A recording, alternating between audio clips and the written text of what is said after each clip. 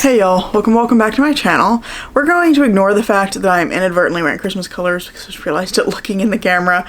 It's cold in my office at the moment, but we're going to ignore that and we're going to put together my November TBR. And we're going to be using my spinner wheel for it because I did this back in, I think, September, and it was just really fun.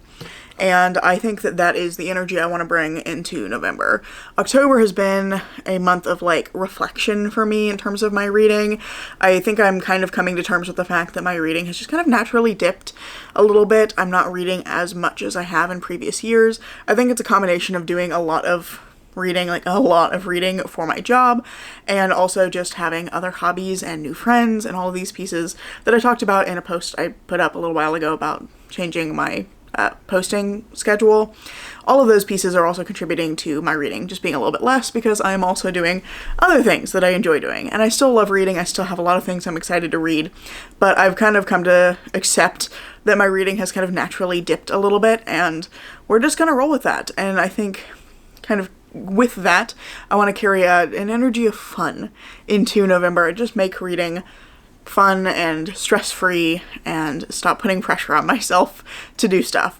So I am going to be carrying over some books from October. Everything that was on my list in October, you can just assume that is also kind of getting carried over as a book I would like to get to. There are a few things that I would specifically like to carry over, some things I'm already currently reading, some things that I just feel very strongly about getting to before the end of the year. But for the most part, you can just assume October TBR coming with me.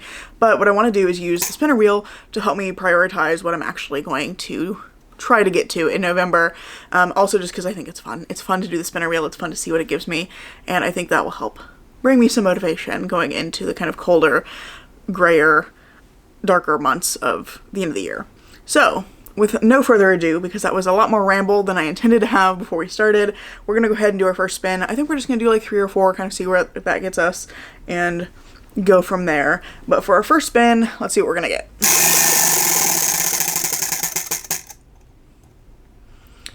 Self-destructing TBR. Okay, I have an easy pick for this one. So, back in September, I think, I just started a try a chapter vlog that I ended up scrapping because it just wasn't going anywhere. I did do the try a chapter part though, and it was for all my self-destructing TBR books, and of those there was one that really stood out, and it was one that I wanted to keep going with, and it's Little Thieves by Margaret Owen. This is a really fun heist story so far. We have a kind of unlikable, self-interested main character who has a tense relationship with her godmothers. She's the goddaughter of Fortune and Death, so you can kind of see why. But she's trying to break a curse that's been placed on her for her greed, and she has to basically like right her wrongs within a set amount of time or she's going to turn into gemstones. Meanwhile, there's also a looming threat of a marriage that she doesn't want to be involved in, plus there's a detective on her tail. There's a lot going on, but it's really fun. I really like our main character, whose name is currently escaping me, Vanja. I think she's really cool. I think she's an interesting character to follow because she is pretty unlikable and pretty self-centered, but I'm curious to see how that's going to change or not change over the course of the story. So having a great time with this so far. I did start this one for the vlog that I ended up scrapping and made it almost 100 pages in, I think, and was just having a good time. So glad this one's making it onto the November TBR because I do really want to continue on with it. Okay, I feel like that was a strong start, so let's see what book number 2 is going to be.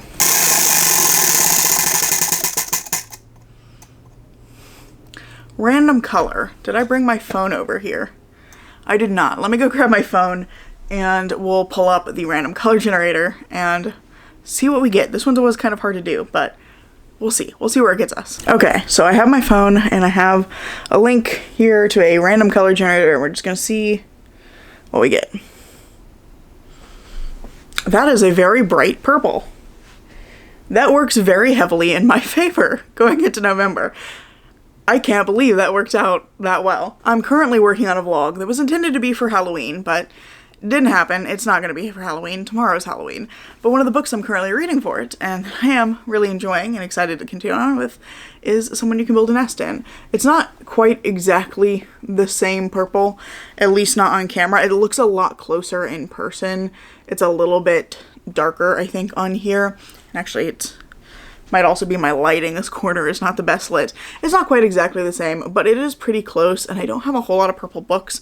I think the only other thing I have maybe there's a similar purple on When Women Were Dragons, but my spinner wheel, my rules, and we're gonna roll with Someone You Can Build a Nest In, because I'm currently reading this, I'm currently loving it, and really enjoying the reading I'm doing for this vlog so far. So that should be coming in early November, and yeah, that couldn't have worked better in my favor, so that's awesome. Okay, I'm feeling good because that one was getting read in November anyway.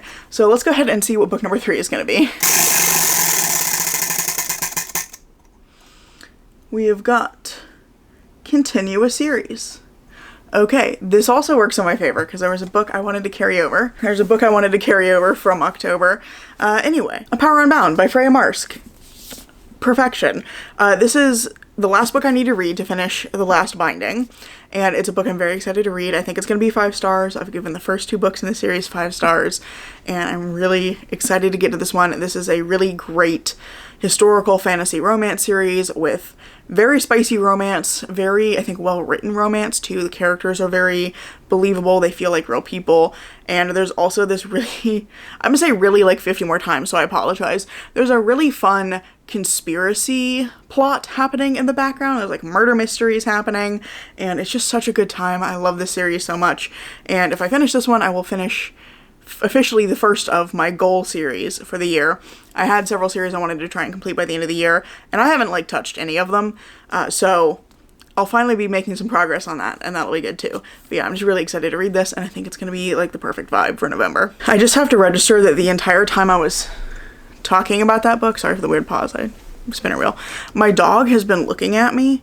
She is like sitting on the chair across my office, and unfortunately I did not get a clip of her doing it, but she had like put her little head, like her little chin, on the armrest and was just staring into my soul the whole time I was talking about A Power Unbound.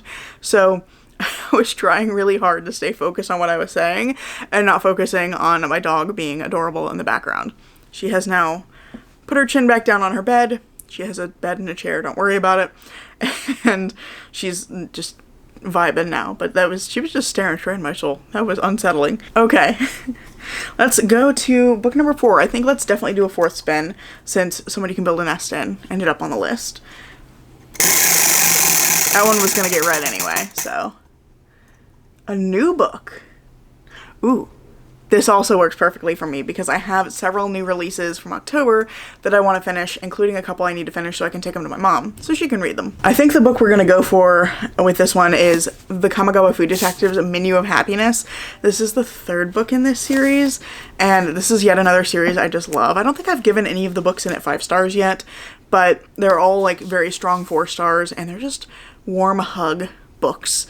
Like, they're cozy, they're charming, the characters are very sweet, but we're following this father and daughter detective duo, who the father is a former detective. The 2 of them work together running a diner, and they research and recreate meals that people have had in the past in their lives, and they use that as a way of like helping people connect, helping people grapple with tough decisions, helping people figure out how to move into the new eras of their lives. It's just really sweet. I really enjoy this. It's a great palate cleanser, and my mom and I have both been reading these, so typically we one of us will buy a book and then read it and then pass it to the other one.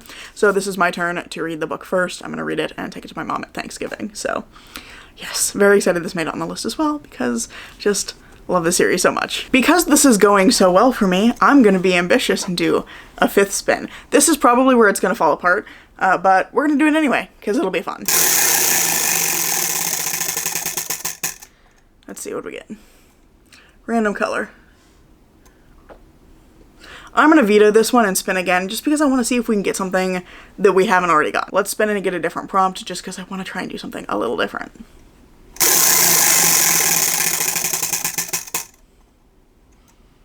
RNGesus. Okay, so the spinner wheel just really wanted me to have a random book. This is fine. This will be a slightly different way of picking it. So let me take a quick look at my spreadsheet. I have a spreadsheet for all of my unread books, and I need to see how many are on it, and then we'll figure out what the numbers need to be. Because I can't remember at the moment what exactly is the number of unread books I have. I have 356 unread books at the moment. Ignore that if you saw my recent haul and I was talking about how I was reducing the number of books on my shelf. Don't worry about it. Okay, so 356. We'll go to a random number generator. I just use the Google one. Okay, so 1 to 356. Okay. So, random number generator required. Let's find out. 277. Okay.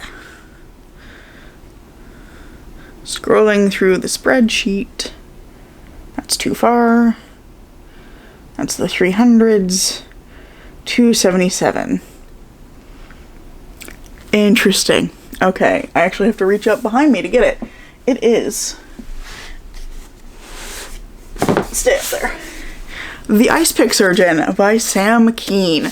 This is a nonfiction about murder, fraud, sabotage, piracy, and other dastardly deeds perpetrated in the name of science. Which sounds super interesting, and also my partner read this and highly recommended it to me. So yeah, actually, that's interesting. That is an interesting curveball for my November reading, but I am really intrigued.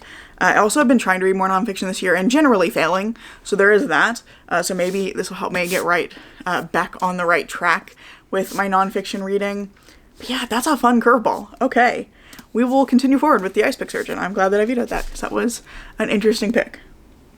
Alright, so I think that's going to be our last spinner wheel item, because now I'm recognizing I'm getting too ambitious and I don't want to completely overload myself for November. But I do have a couple of other books to talk about that I'm going to be carrying over as well. So first of all, for that Sapphic Horror vlog, I'm going to be continuing on with Eat the Ones You Love by Sarah Maria Griffin. I haven't actually started this one yet because this is inspired by Little Shop of Horrors, and I want to watch that movie prior to reading the book because I've not seen it yet. And I want to be able to like see where that like inspiration comes through in the book. But I think this is also from a monster POV, so it's interesting that both of the Sapphic Horrors I picked have that kind of monster POV. So looking forward to trying this one.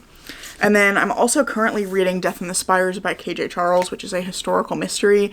My best friend read this and then immediately gifted it to me so that I could read it too. And I'm having a great time with this. I'm not very far in yet, but I am just enjoying reading it slowly. It's sort of a slow-paced mystery. We're following this guy named Jem, who his best friend died 10 years ago, and he was a part of this really like kind of well-known group of scholars at, is it Oxford? I think it's Oxford, called like the Seven Wonders or something like that. And his best friend Toby's death destroyed like their entire friendship. The whole group kind of split and frayed after that, and it's kind of ruined Jem's life. He has not gotten his degree. He's kind of gone on to this civil service work that he's not necessarily like engaged with, but like it's a job, it pays him, until he loses it because somebody sends a threatening letter to his place of work. And this kind of kicks off the events where Jem wants to know who the hell actually killed Toby so that he can finally have like closure all these years later. And it's really kind of melancholy because you know that one of the friends definitely killed Toby, and so it's a matter of like, while the not knowing is ruining his life, knowing may also ruin his life, and I'm curious to see where this is gonna go. Then we also have A Mouthful of Dust by Nevo. This was the 6th book, I think, in the Singing Hills cycle. It's very short, I just haven't gotten to it yet, but this one is about Chi and Almost Brilliant trying to escape the mansion or estate of a sinister magistrate, I think is what the wording was, and they have to piece together a story about a famine that happened a long time ago. So really interested in this. I love these books. They're all about storytelling in some way, and I'm excited to dive into the next installment. And then finally, we have the other new release that I need to finish and take to my mom, which is The Widow by John Grisham. I grew up reading John Grisham. My mom and my grandmother both really liked his books, so I kind of jumped from children's fantasy to John Grisham legal thrillers when I was in kind of middle school, and I've read a lot of, not a lot of his books, I would say. Actually, I haven't read a ton of them, but I've read several of his bigger books, like The Runaway Jury and A Time to Kill I wrote a paper on one time, and I've read a handful of others. I just really enjoy the way that he writes a legal thriller, and this one is more of a whodunit, but it seems like it's sort of a legal thriller version of a whodunit. It's about like a lawyer who gets a new wealthy client, but then something happens, it's kind of unclear based on the description, and he gets accused of murder, and now he is like in the courtroom trying to prove his innocence despite all of this circumstantial evidence that points to him as the culprit. So, these are all the books I am planning to read in November. I caught that. I'm so proud of myself. That's what I'm planning to read in November. Let me know down in the comments below if you've read any of these and what you thought about them. And I really hope you enjoyed this video. Fuck. It's fine. I really hope you've enjoyed this video. If you have, I hope you consider giving it a like. What's the rest of my outro? Maybe even subscribe me to see what comes next. I'm currently posting 2 videos every week. A video every week. And I really hope to see you in the next one. Bye. I'd wave, but books.